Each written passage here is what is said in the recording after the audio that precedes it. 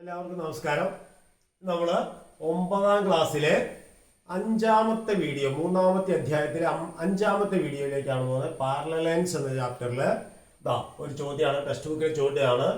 Draw the following triangles of perimeter 13 centimetre.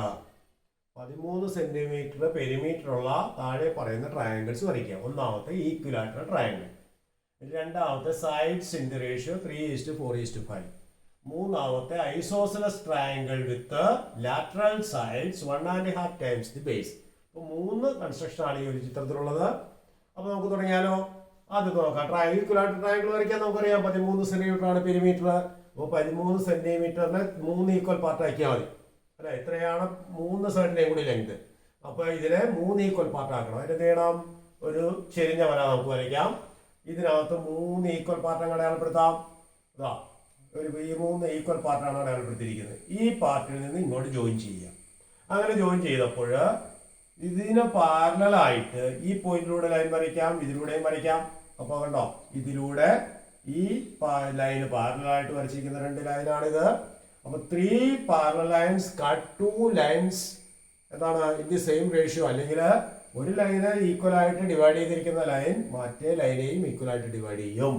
അപ്പൊ ഇത് 3ഉം equal ആയിട്ട് നമ്മൾ എടുത്തത് കൊണ്ട് ഇത് 3ഉം ഈക്വൽ ആയിരിക്കും. അപ്പൊ നമുക്ക് വേണ്ട ട്രയാങ്കിളിന്റെ 3 സൈഡ്സ് ഇത് 3ആണ്.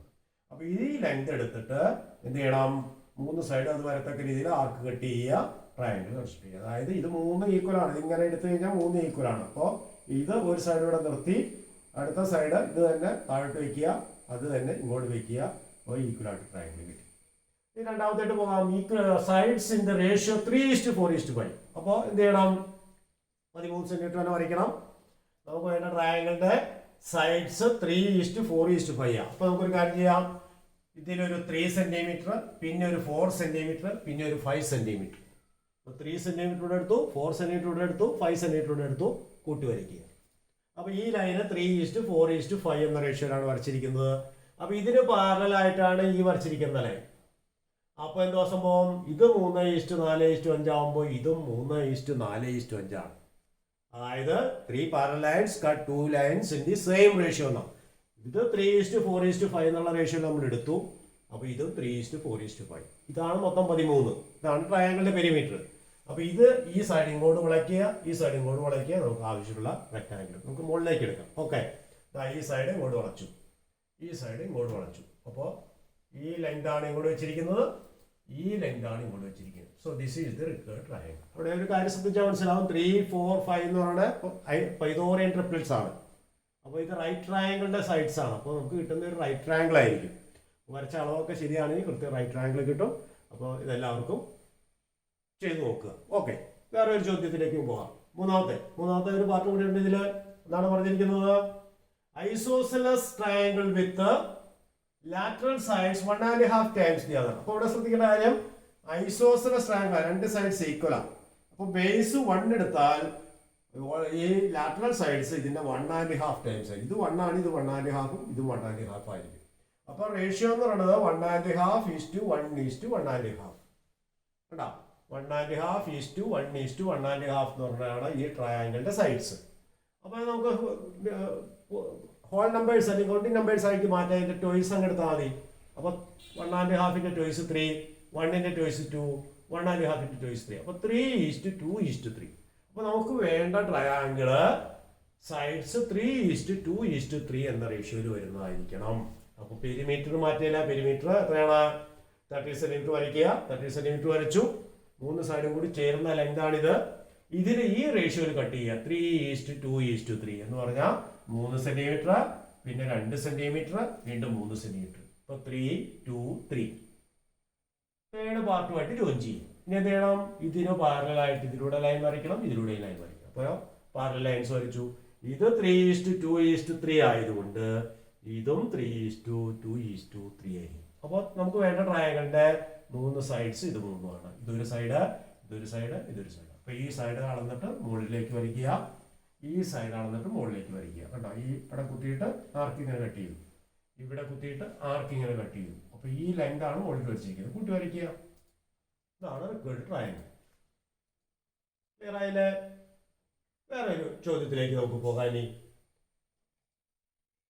എല്ലാ ടെക്സ്റ്റ് ബുക്കിലെ ചോദ്യങ്ങളാണ് കേട്ടോ. Prove that in any trapezium the diagonals cut each other in the same ratio. ഇതും ടെക്സ്റ്റ് ബുക്കിലെ ചോദ്യമാണ്. ട്രപ്പീസിയം എന്ന് പറഞ്ഞാൽ എന്താ?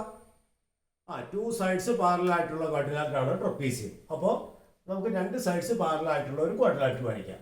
ഇത് ഈ സൈഡും പാരലലാണ്. അപ്പോൾ ഇതൊരു എന്താണ്? ട്രപ്പീസിയാണ്. ടു സൈഡ്സ് പാരലൽ ആയിട്ടുള്ള ക്വാഡ്രിലാറ്റർ പറയുന്ന പേരാണ് trapezium. So these two lines are parallel. നമുക്ക് വരയ്ക്കേണ്ടത് എന്താണ്? The diagonals cut each other എന്താണ്? In the same ratio. അതായത് ഈ ഡയഗണലും കൂട്ടിമുട്ടുന്ന പോയിന്റ് ഈ രണ്ട് ഡയഗണലിനെയും ഒരേ റേഷ്യോയിൽ കട്ട് ചെയ്യും. എന്ന് പറഞ്ഞാൽ ഈ ലെങ്ത് ബൈ ഈ ലെങ്ത് തന്നെ ആയിരിക്കണം ഈ ലെങ്ത് ബൈ ഈ ലെങ്ത്. നമ്മള് 3 parallel lines cut 2 lines in the same ratio നേരത്തെ പഠിച്ചിരുന്നു. അപ്പോ ഇവിടെ 2 പാരലൽ ലൈൻസ് ഉണ്ട്. അപ്പൊ ഈ പോയിന്റിലൂടെ ഒരു പാരലൽ ലൈൻസ് നമുക്ക് കൺസിഡർ ചെയ്താലോ? ഈ എന്ന ഈ പോയിന്റ് ഓഫ് ഇന്റർസെക്ഷനിലൂടെ ഒരു പാരലൽ ലൈൻ ഇങ്ങനെ PQ എന്ന ലൈൻ പാരലൽ ആയിട്ട് വരച്ചു. അങ്ങനെ വരയ്ക്കാലോ? ഇത് രണ്ടും പാരലാന്ന് നമുക്കറിയാം. സമാന്തര വരകളാണ് ഇത് രണ്ടും. ഈ പോയിന്റിലൂടെ PQ എന്ന വര സമാന്തരമായിട്ട് പാരലായിട്ട് വരച്ചു. So we have 3 parallel lines. 1, 2, 3 parallel lines. And we have studied 3 parallel lines cut 2 lines in the same ratio. അപ്പോൾ ഈ 3 parallel linesഉം ഈ ലൈനെ കട്ട് ചെയ്യുന്ന റേഷ്യോ എന്ന് പറയുന്നത് AE by EC ആണ്. ഈ ലൈനെ കട്ട് ചെയ്യുന്ന റേഷ്യോ എന്ന് പറയുന്നത് ED by BE ആണ്. അപ്പോൾ AE by EC equal to ED by EB എന്ന് വരും. BCD is a trapezium with AB, AD parallel to BC. The diagonals intersect at E. Consider a line parallel to BC through E. നമ്മളിപ്പോൾ പറഞ്ഞ കാര്യമാണ് എഴുതുന്നത്. ഇനി എന്ത് ചെയ്തു? ഇനി now we have AD parallel to BC parallel to PQ. അപ്പോൾ 3 parallel lines cut any 2 lines in the same ratio. ആ പ്രോപ്പർട്ടി നമ്മൾ അപ്ലൈ ചെയ്യുന്നു. അപ്പോൾ AE by EC equal to ED by BE. അതാണ് നമുക്ക് പ്രൂവ് ചെയ്യേണ്ടിയിരുന്നത്. അപ്പോൾ പറഞ്ഞ കാര്യങ്ങൾ ഒന്ന് എഴുതിയെന്നുള്ളൂ. So diagonals of a trapezium cut each other in the same ratio. അപ്പോൾ അതിന്റെ പ്രൂഫ് ഇതുപോലെ എഴുതാം. ക്ലിയർ ആയോ? എല്ലാവർക്കും മനസ്സിലായെന്ന് വിചാരിക്കുന്നു. Thank you.